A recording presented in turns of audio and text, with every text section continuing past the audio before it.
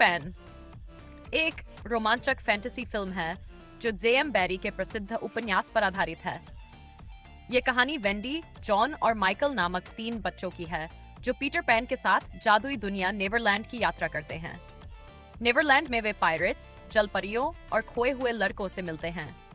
यहाँ उनका सामना खतरनाक कैप्टन हुक से होता है, जो पीटर पैन का सबसे बड़ा दुश्मन है। पीटर पैन उड़ सकता है और कभी बड़ा नहीं होता, जिससे वह बच्चों के लिए आकर्षक किरदार बन जाता है।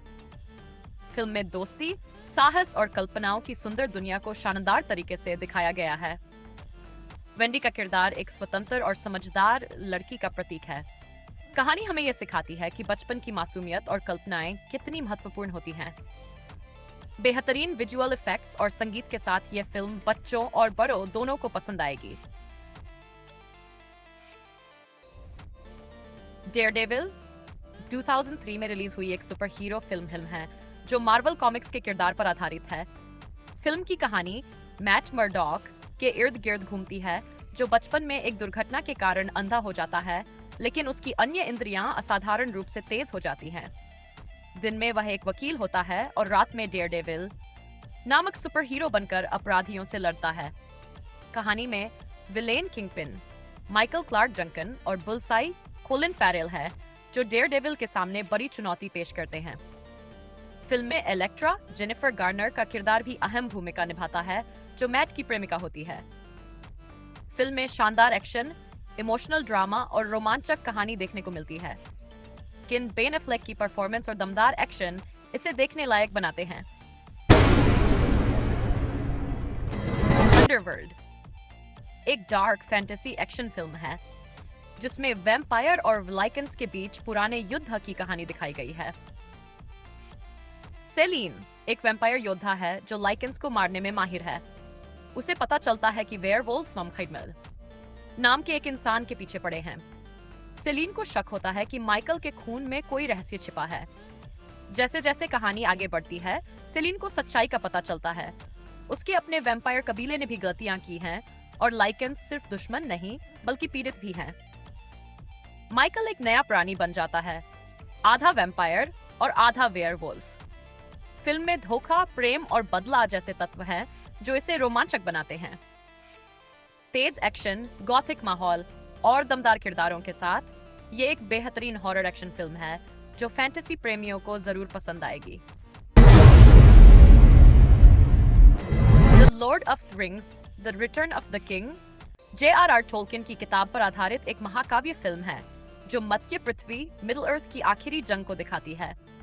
कहानी वहीं से शुरू होती है जहां पिछली फिल्म खत्म हुई थी। फ्रोडो बैगिंस और सैम गमगी गोलम के साथ मॉर्डर की ओर बढ़ रहे हैं ताकि एक रिंग को नष्ट किया जा सके। इस बीच गोंडोर पर सौरोन की सेना हमला करने वाली होती है और अरागोर्न, लेगोल्स, गिमली और गैंडाल्फ मिलकर सेना को तैयार करते हैं। पैलेंटिर जादुई गोला के जरिए सौरोन को चुनौती देने के बाद अरागोर्न मृतकों की सेना को अपने पक्ष में करने के लिए उन्हें मुक्त करने का वादा करता है। गोंडोर की राजधानी मिन्स तिरिथ पर भयंकर युद्ध होता है, जहां रोहन की सेना मदद के लिए आती है। अंत में फ्रोडो और सैम बहुत संघर्षों के बाद माउंट डूम तक पहुंचते हैं। गोलम, जो रिंग को पाना चाहता है, फ्रोडो से लड़ता है और रिंग के साथ ज्वालामुखी में गिर जाता है। ब्लैक पर्ल फिल्म की शुरुआत पोर्ट रॉयल से होती है, जहां एक ब्रिटिश जहाज को समुद्र में एक अजीब सा सिक्का मिलता है। यह सिक्का विल टर्नर नाम के एक बच्चे के पास होता है, जिसे गवर्नर की बेटी एलिजाबेथ स्वान अपने पास रख लेती है। सालों बाद एलिजाबेथ बड़ी हो जाती है और उसी सिक्के के कारण उसे एक कुख्यात समुद्री डाकू कैप्टन बारबोसा और उसके भूतिया क्रू द्वारा अगवा कर लिया जाता है। उधर चालाक और मजेदार समुद्री डाकू captain Jack Sparrow Port Royal आता है, लेकिन उसे गिरफ्तार कर लिया जाता है। जब विल टर्नर को पता चलता है कि एलिजाबेथ को अपहरण कर लिया गया है, तो वह जैक को जेल से निकालकर उसके साथ समुद्र में निकल पड़ता है। दोनों मिलकर ब्लैक पर्ल जहाज का पीछा करते हैं।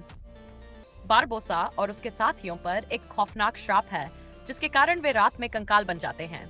इस श्राप को तोड़ने के लिए उन्हें सभी सोने के सिक्के और विल टर्नर के खून की जरूरत होती है। फिल्म रोमांचक लड़ाइयों, मजेदार संवादों और बेहतरीन एक्शन से भरपूर है। जैक स्पैरो की चतुराई और हाजिर जवाबी इसे और भी मनोरंजक बनाती है।